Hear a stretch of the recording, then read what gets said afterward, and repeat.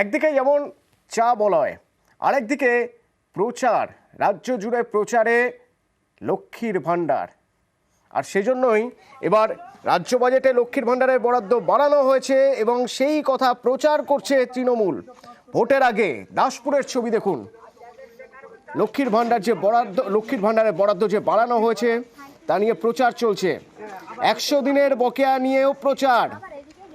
সামনে লোকসভা নির্বাচন আছে, দিদিকে আমাদের 100 দিনের টাকা যে রাজ্য দেবে সেই সব প্রচারে আনা হচ্ছে। বাড়ি বাড়ি গিয়ে প্রচার করছে মহিলা তৃণমূল।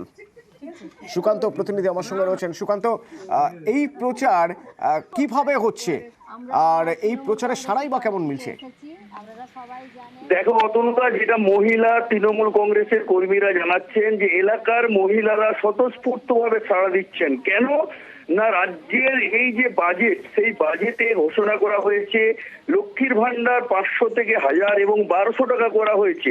আর এতেই মহিলারা খুবই আনন্দিত এবং সেই প্রচারকে সামনে রেখেই এলাকার মহিলা অর্থাৎ দাসপুর 1 নম্বর ব্লকের বাসুদেবপুর গ্রাম পঞ্চায়েতের খাটবাড়ো এলাকার তৃণমূল মহিলা কর্মীরা তারা বাড়ি বাড়ি প্রচার করছেন। মুখ্যমন্ত্রীর ছবি দেওয়া এবং বাজেটের যে কপি, সেই কপি তাদের হাতে তুলে দেওয়া হচ্ছে।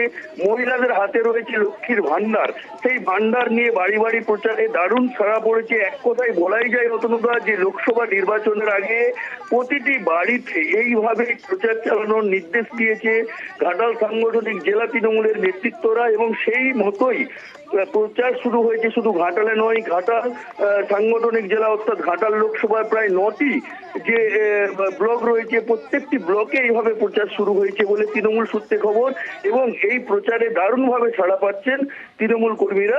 তারা দাবি করছেন যে সামনের মহিলাদের কাছে বিশেষত এই প্রচার নিয়ে যাওয়ার ফলে এবং এই যে 100 দিনের বকেয়া টাকা সহ নানান দিক তুলে ধরা হচ্ছে, তাতে এলাকার মানুষ খুবই খুশি। ধন্যবাদ। যে লক্ষ্মীর ভাড়া যে জেনারেলরা 500 করে পেত ওটা 1000 হয়েছে, আর এসসি এসটিদের 1000 পেত ওটা 1200 হয়েছে। এই নিয়ে মেয়েদের মধ্যে একটা দারুণ উৎসাহ উদ্দীপনা দেখা দিয়েছে যে তারা মমতা ব্যানার্জি যে তাদের সাধারণ মেয়েদের কথা ভেবেছে, চিন্তা করেছে, এই নিয়ে তারা খুবই আপ্লুত। আমরা বাড়ি বাড়ি যাচ্ছি এবং লোকসভা ভোট আমরা তাই আগে থেকেই প্রচারে নেমেছি যে দিদির যে সাধারণ মানুষের জন্য যে চিন্তা ভাবনা, যে এগিয়ে থাকা। আগে বাজেটে তিনি পাস করেছেন, যারা 500 টাকা পায় তারা 1000 টাকা পাবে, যারা এসসি এসটি মহিলা তারা হচ্ছে 1000 থেকে 1200 পাবে। সেই জন্য আমরা প্রত্যেকেই মহিলারা খুবই উৎসাহিত, আনন্দিত, কারণ মেয়েদের হাত শক্ত করার জন্য এরকম জনমুখী প্রকল্প তিনি ঘোষণা করেছিলেন।